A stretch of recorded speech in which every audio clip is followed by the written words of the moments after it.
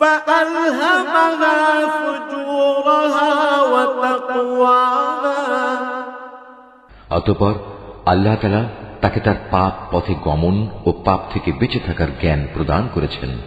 قد أفلح من زكاها নিঃসন্দেহে মানুষের মধ্যে সেই সফল কাম যে তাকে পরিশুদ্ধ করেছে।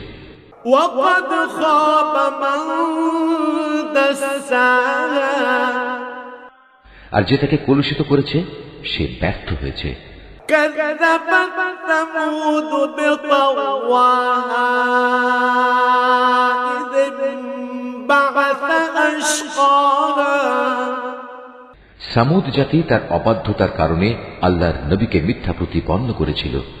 যখন তাদের বড় নাফরমান ব্যক্তিটি ষড়যন্ত্রে মেতে উঠল, فقال لهم رسول الله